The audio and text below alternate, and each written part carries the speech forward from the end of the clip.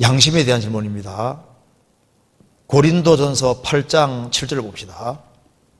고린도전서 8장 7절.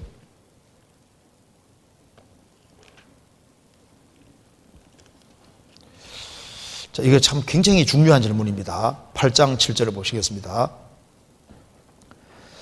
그러나 이 지식은 사람마다 가지지 못하여 어떤 이들은 지금까지 우상에 대한 습관이 있어 우상의 제물로 알고 먹는 거로 그들의 양심이 약하여지고 더러워지느니라. 여기 양심이 더러워졌다고 하는데요. 또 그리고 디모데전서 1장 19절에는 믿음과 착한 양심을 가지라. 찾아봅시다. 디모데전서 1장 찾아봅시다. 디모데전서 1장 19절. 믿음과 착한 양심을 가지라. 어떤 이들이 양심을 버렸고 그 믿음에 관하여는 파손하였느니라. 여기는 착한 양심을 가질 수도 있고 양심을 버릴 수도 있다고 말씀하십니다. 또 그 다음에 또 히브리서 9장 14절 봅시다. 히브리서 9장 14절.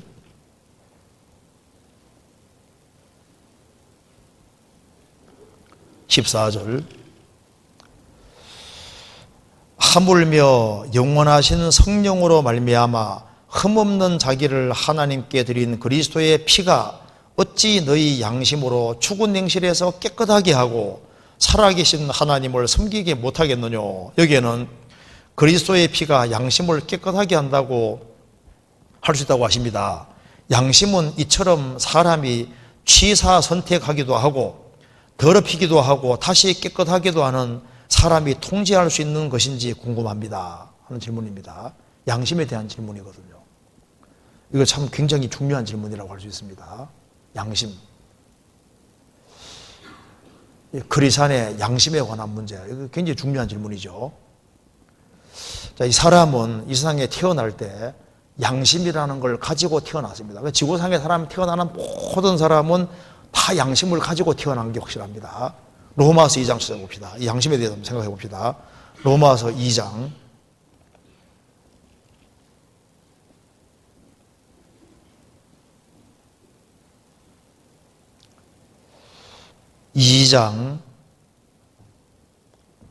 14절입니다.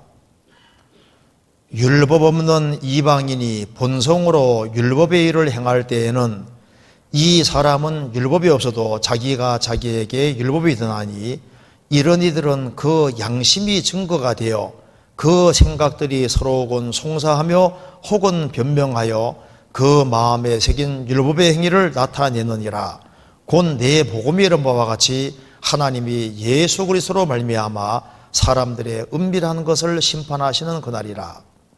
성경책이 없는 이방인, 기독교인이든 유대인이든 아니든 그 종교를 안 가진 사람이라 할지라도 다 하나님께서 양심이라는 걸 넣어주셨다.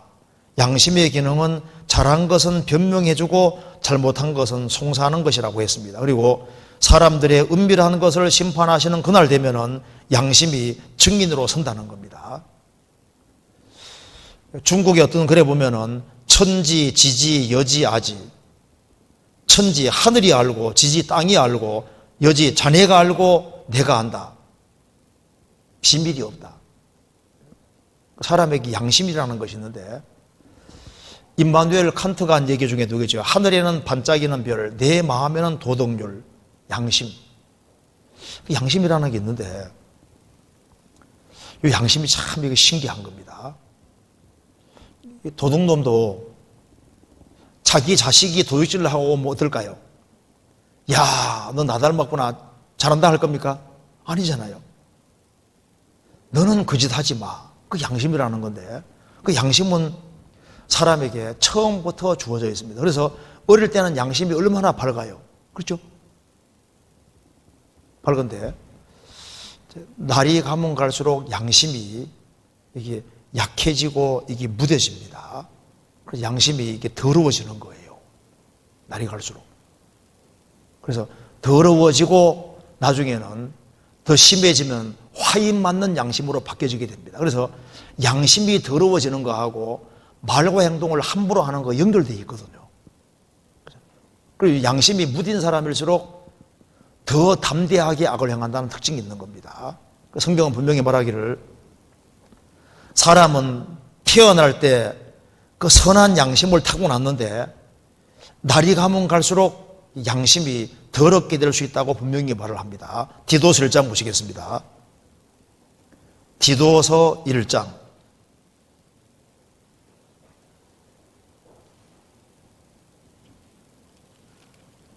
디도서 1장 15절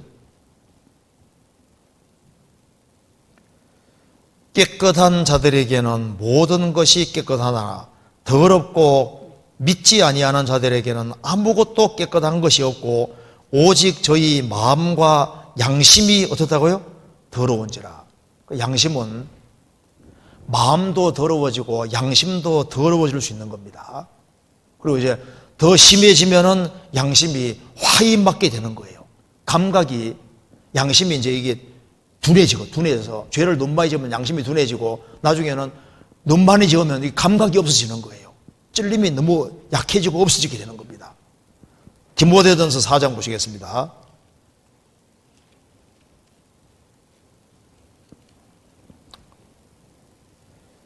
(4장 1절) 그러나 성령이 밝히 말씀하시기를 후일에 어떤 사람들이 믿음에서 떠나 미혹해 하는 영과 귀신의 가르침을 좇으리라 하셨으니 자기 양심이 화인 맞아서 외식함으로 거짓말하는 자들이라. 여기에 자기 양심이 화인 맞아서 양심이 이게 화인 맞으면은 가책이 거의 없어지는 거예요. 그래서 담대하게 죄를 짓습니다. 니체 아시잖아요, 니체. 니체는 양심의 가책을 느끼는 것은 개가 돌을 무는 것과 같이 어리석은 짓이다. 양심의 가책 느낄 필요가 없다 그 말입니다.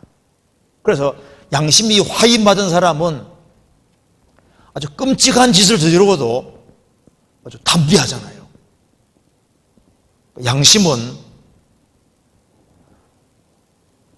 약해지고 더러워지고 그리고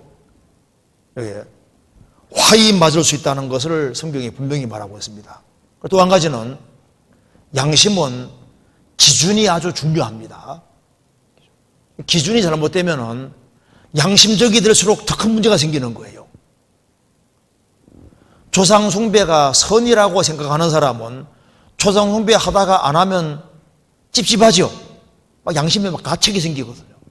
원래 조상 숭배 안 하는 사람은 아무 가책이 안 생기는데 하다가 안 하면 가책이 생기는 거예요. 김일성을 섬기는 것이 선이라고 생각했던 사람은 전향해서 한국으로 전향하면요 양심에 심한 가책을 받습니다. 이슬람 교도로 있다가 기독교인 됐다 그러면요 이 가책을 받게 돼 있는 거예요. 그러니까 양심이라는 것은 바른 기준이 훨씬 중요한 겁니다. 그래서 기준이 잘못되면은 양심적일수록 훨씬 더 큰 악을 행할 수도 있는 거예요. 그런데 우리는 생을 살아가는 가운데 양심을 많이 더럽혀 왔습니다. 그런데 어느 날 이제 언제 양심이 깨끗해지냐 하면은 구원을 받을 때 너희가 진리를 순종함으로 너희 영혼을 깨끗하게 하여 거짓이 없이 형제를 사랑하기 이르렀으니 마음으로 뜨겁게 피쳐 사랑하라는 말씀대로 진리를 받아들일 때 영혼이 깨끗해지면서 양심도 깨끗하게 되는 겁니다. 구원받아야지 구원받으면 다시 선한 양심이 시작이 되는 거예요. 구원받으면 얼마나 양심이 밝아집니까? 그렇지 않습니까? 성령이 들어오심으로 죄와 허물로 죽었던 영혼이 살아나면서 영혼이 깨끗하게 되고 양심도 깨끗하게 되는 겁니다. 구원받으면 선한 양심이 실제로 되는 거예요. 성경 베드로전서 3장 보시겠습니다. 베드로전서 3장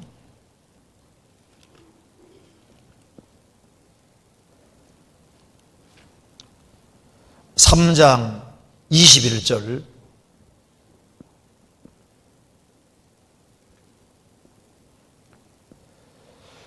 물은 노아 홍수물입니다. 노아 홍수물은 예수 그리스도의 부활하심으로 말미암아 이제 너희를 구원하는 편이 곧 세례라.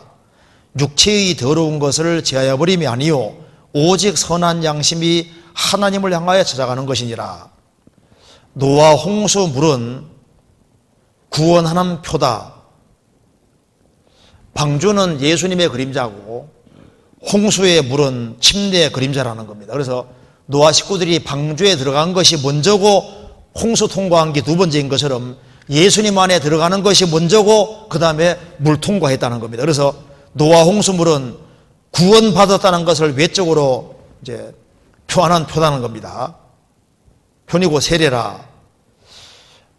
육체의 더러운 것을 제하여 버림이 아니요 구원받아서도 타락된 기질은 남아있잖아요. 그런데 오직 선한 양심이 하나님을 향해 찾아가는 것이니라.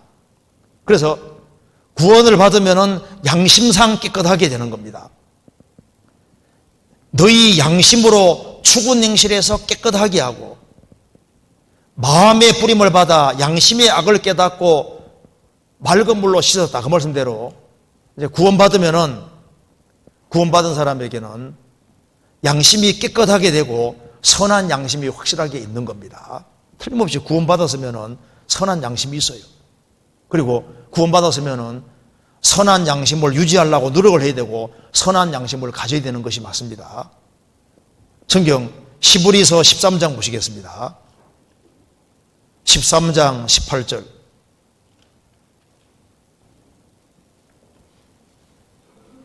한번 같이 읽어보겠습니다. 13장 18절 같이 읽겠습니다. 우리를 위하여 기도하라. 우리가 모든 일에 선하게 행하려 함으로 우리에게 선한 양심이 있는 줄을 확신하노니. 선하게 행하려고 하는 사람은 선한 양심이 있다는 증거가 되는 겁니다. 말을 막 함부로 하고 행동을 함부로 하는 사람이 내게 선한 양심이 있다, 그거 거짓말일 겁니다. 우리가 모든 일에 선하게 행하려 함으로 우리에게 선한 양심이 있는 줄 확신하노니. 선한 양심이 있는 사람은 모든 일에 선하게 행하려 한다, 그 말이 맞죠? 베드로전서 3장 보시겠습니다. 3장 16절. 베드로 사도가 얘기했습니다.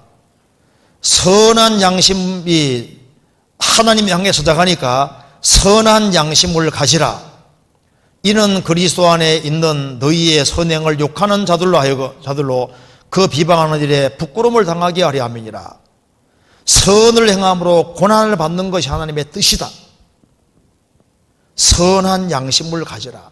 선한 양심을 가지는 사람이 선을 행하게 되는 겁니다. 자, 그런데 다윗 보시면은요, 정말 선한 양심 가지셨습니다.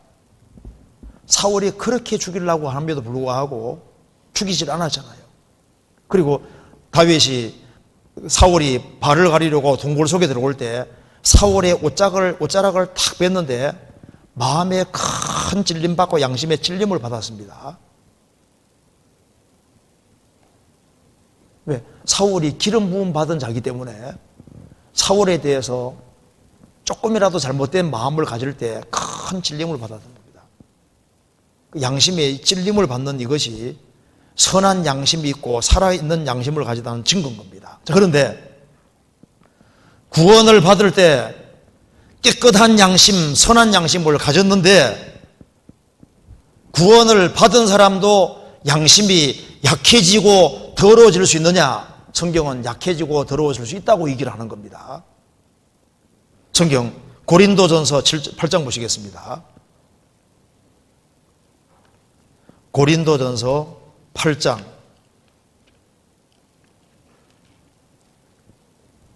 7절.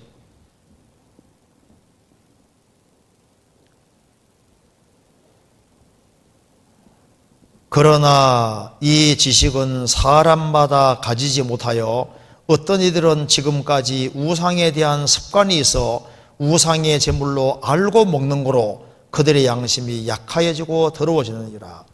옳지 않은 것인 줄 알면서도 자꾸 범하면요, 양심이 약해집니다. 그리고 양심이 실제로 더러워지는 거예요.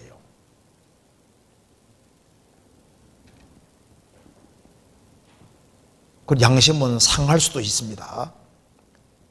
10절에 지식이 있는 내가 우상의 집에 앉아 먹는 것을 누구든지 보면 그 약한 자들의 양심이 담력을 얻어 어찌 우상의 제물을 먹게 되지 않겠느냐. 12절 이같이 너희가 형제에게 죄를 지어 그 약한 양심을 상하게 하는 것이 곧 그리스도에게 죄를 짓는 것이니라. 그러니까 양심이 담력을 얻기도 하고 약한 양심이 상하게 되기도 하고, 양심은 우리 행동과 직접 관계가 있는 겁니다. 사실과 다르게 거짓말을 하고, 거짓말을 자꾸 하게 되면, 거짓말 하면은 양심이 약해지게 됩니다. 그리고 정직히 말하지 아니하면 양심이 약하게 되고, 양심이 더러워지게 되고, 양심이 둔해지는 겁니다. 그래서 착한 양심을 최대한 유지하려고 해야만 말과 행동을 계속 조심하게 되는 거예요. 그러니까 행실은 결과적인 것이고 그 전에 뿌리 깊은 것이 영혼 속에 있는 양심, 깨끗한 양심, 착한 양심, 말씀을 어기지 않으려는 그런 양심, 그 깨끗한 양심, 이걸 유지하려고 노력하는 것이 이게 신앙생활에서 중요한 게 되는 거예요. 성경 디모데전서 3장 보시겠습니다. 3장 9절.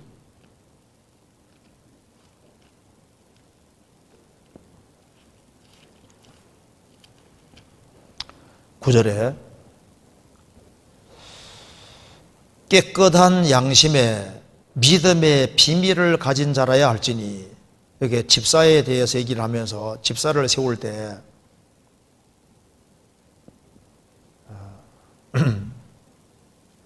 깨끗한 양심에 믿음의 비밀을 가진 자라야 할지니, 그 깨끗한 양심이라는 증거가 거짓말을 하지 않는 것이 포함됩니다.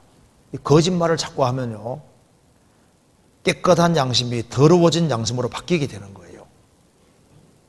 그래서 가능한 한 거짓말을 최대한 안 하려고 해야 되는 겁니다. 이제 거짓말을 쉽게 하는 사람 봐요. 양심이 둔해졌다는 증거가 되는 겁니다. 사실과 다르게 말하지 않으려고, 이거 참 정말 조심해야 되는 거예요. 우리 이번에 러시아 갔을 때도 이제 잡혔지 않습니까? 이렇게 전도하다가 잡혔는데, 판사가 이제 이렇게 물을 대가 이제 좀 걱정이 됐던 것이, 여기에 제가 러시아를 한 20번 이상 왔다 갔다 했으니까, 여기 이제 전도하다 잡혔으니까, 여기에 와서 20번 이상 왔다 갔다 하면서 뭐 했냐, 전도했냐 안 했냐, 이제 그거 물으면요 또 거짓말을 할 수가 없잖아요. 그래서 이거 물으면 이거 참 거짓말 할 수는 없고, 그러면 이제 정직하게 얘기하면은 이제 벌이 있지 않습니까? 더 커질 수도 있잖아요. 근데 다행히도 그걸 안 묻더라고. 그러니까 여기에 참 이게 거짓말을 하냐 안 하냐 이런 문제가 있을 때, 그 양심대로 할 거냐 안 할 거냐 이런 이제 기로에 항상 선다 그 말입니다. 그래서 여기에 성경에 말씀하기를 깨끗한 양심에 믿음의 비밀을 가진 자를 알지니, 깨끗한 양심. 그래서 깨끗한 양심, 청결한 양심, 이걸 유지하려고 노력하는 것이 정말 필요한 거예요. 디모데후서 1장 보시겠습니다. 디모데후서 1장 3절에 보시겠습니다. 나의 밤낮 간구하는 가운데 쉬지 않고 너를 생각하여 청결한 양심으로 조상적부터 섬겨오는 하나님께 감사하고, 청결한 양심으로, 그러니까 깨끗한 양심, 청결한 양심. 그래서 양심이 깨끗하면은, 깨끗하지 못한 행동을 하면은 괴로워하게 되고 회개하고 빨리 돌이킬 수 있게 되는 겁니다. 그래서 선한 양심이 있으면은 선을 행하게 되는 거지 않습니까? 그래서 이 착한 양심, 청결한 양심, 이걸 유지하기 위해서는 최대하게 세심하게 주의를 기울여야 되는 것이 맞는 겁니다. 그래서 참된 믿음은 착한 양심하고 연결되어 있는 겁니다. 참된 믿음은 하늘에 대한 소망과 연결되어 있는 거예요. 그래서 이 참된 믿음을 가지고 있는 사람, 착한 양심하고 연결되어 있습니다. 그래서 바울사도도 얘기하기를 내가 양심이 끊김없기를 항상 힘쓰다. 이 힘써야 되는 것이 맞는 겁니다. 성경 사도행전 24장 보시겠습니다. 사도행전 24장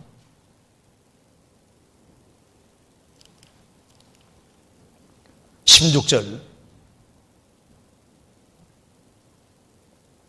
15절 16절 제가 읽겠습니다. 저희의 기다리는 바 하나님께 향한 소망을 나도 가졌으니 곧 의인과 악인의 부활이 있으리라 함이라. 이것을 인하여 나도 하나님과 사람을 대하여 항상 양심에 거리낌이 없기를 뭐라 했습니까? 힘쓰노라. 힘써야 되는 것이 맞는 거예요. 양심에 거리낌이 없기를 힘쓰노라. 최대한 양심에 거리끼지 않도록 행동하려고 힘썼다 그 말입니다. 이게 굉장히 중요한 문제입니다. 질문 중에 참 중요한 거잖아요. 그래서 사람은 육신적으로만 더러워지는 게 아니라 영적으로도 더러워질 수 있는 거예요. 그래서 성경이 말씀하기를 육과 영의 온갖 더러운 자기를 깨끗하게 하자라고 했지 않습니까? 고린도후서 7장 보시겠습니다. 7장 1절 같이 한번 읽어보겠습니다. 7장 1절 고린도후서 7장 1절입니다.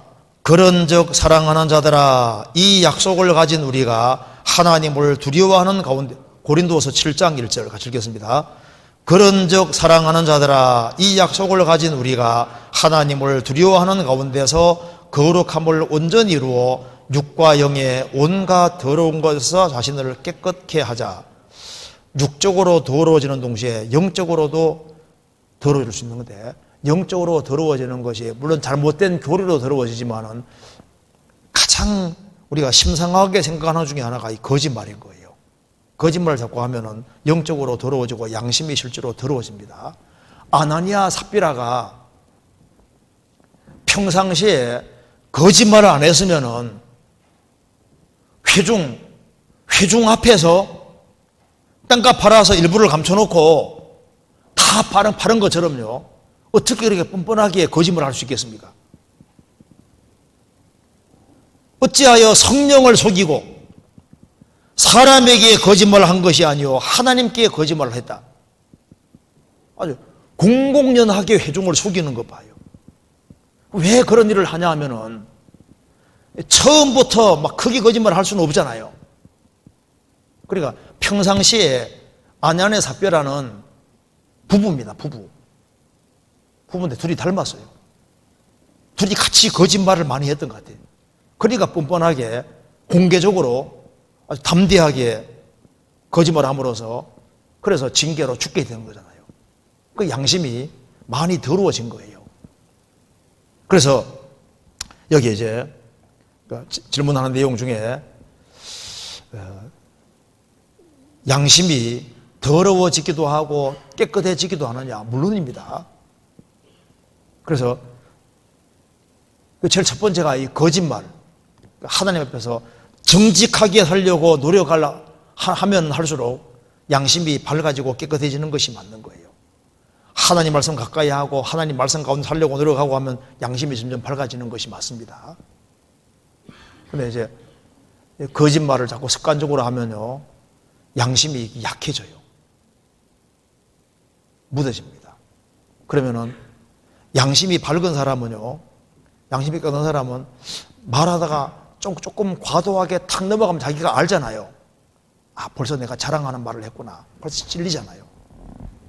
간정하는데 조금 과장 섞이는 간정을 하면요, 찝찝하고 집에 와서 얼마나 찝찝해요. 아, 그때 내가 그 말 하지 말았어야 했는데 괜히 해가지고. 설교도 맞아요. 설교하는 중에도 자기 분량을 딱 넘어서면 벌써 딱 가책이 오게 되어 있습니다. 그 와야 정상인 거예요. 그죠? 그러니까 이제 바울 사도가 말하기를, 자, 여기에 항상 양심에 거리낌이 없기를 힘써노라. 힘써야 되는 것이 맞는 거예요. 힘써야 되는 것이 맞거든요. 그러니까 양심대로 살려고 한다는 것은 최대한 정직하게 살려고 한다 그 말입니다. 그래서 남편이 막 교회 가는 걸 원치 않아요. 그러면 어디 가냐 물으면 거짓말을 할 수 없잖아요. 친구 만나러 간다. 친구는 친구니까. 그리고 이제 성경에 나오지 않습니까? 이제 사무엘이 다윗을 만나러 가야 되거든요. 근데 어디 가냐 물을 때 다윗 만나러 간다 그러면 사울이 아주 열받고 큰일 날 테니까 제사 드리러 간다. 제사 드리는 목적도 있고 다윗 만나는 목적도 있으니까 목적 중에 하나만 얘기했잖아요. 최대한 거짓말이 안 되도록 하려고 노력을 해야 되는 겁니다. 근데 아주 완전 거짓말 이런 것은 진짜 큰일이에요. 그런 걸 함부로 하면 안 됩니다. 그러면 거짓말을 자꾸 해봐요. 양심이 딱 묻어져 가지고 잘못을 크게 범하면서도 잘 몰라요. 그러니까 양심에 끓이김이 없기를 힘쓰노라. 양심에 끓이지 않도록, 그러니까 최대한 거짓이 섞이지 않도록 노력을 해야 되는 것이 맞는 거예요. 이거 무슨 말 이해되죠? 그래서 우리가 선한 양심, 깨끗한 양심, 바른 양심을 가지려고 노력하면 노력할수록 하나님 앞에 정직하게 행하게 되고, 그러면은 그 사람이 말을 할 때 봐요. 적절한 얘기를 할 수 있게 되고, 그리고 만일 조금이라도 잘못된 게 나가면 벌써 자기 양심이 빨리빨리 알아차려야 되는 겁니다. 그래서 양심이 이게 민감해져야 됩니다. 그래서 성령을 소멸치 마라 그랬는데, 성령의 불길을 양심이 어두워지는 거하고 성령 불길을 끄는 것도 연결이 되어 있는 거예요. 그래서 조심을 하고 살아야 되는 것이 맞는 겁니다. 그래서 몸만 더러워지는 것이 아니라 영적으로도 더러워지고 양심도 약해지고 둔해질 수도 있는 거예요. 그래서 아주 죄를 지으면서도 크게 가책을 덜 느끼는, 이렇게 되면 이제 나중에 아주 심하게 얻어맞게 됩니다. 징계가 크게 오잖아요. 아내한테 잡혀라 죽었잖아요. 징계로 죽었지 않습니까? 그래서 여기 이제 거짓을 최대한 멀리 하려고 하는 이것이 필요하리라고 생각합니다. 그 다음 질문 봅시다. 전도에 대한 질문입니다. 어떻게 해야 되느냐? 힘써야 된다는 말이 맞는 거예요. 최대한 양심적으로 되려고 노력을 하고 통제하고 힘써노라, 힘써야 되는 것이 맞는 거예요. 그리고 우리가 생활 살아가는 가운데 내가 양심만 딱 굽히면은 수지 맞는 수가 생기는데, 그래도 양심을 안 굽히고 양심대로 하는 게 그게 잘하는 겁니다. 손해보더라도 양심적으로 하려고 하는 것이 필요한 거예요. 정직하게, 최대한 정직하게 하려고 해야 되는 것이 맞는 겁니다.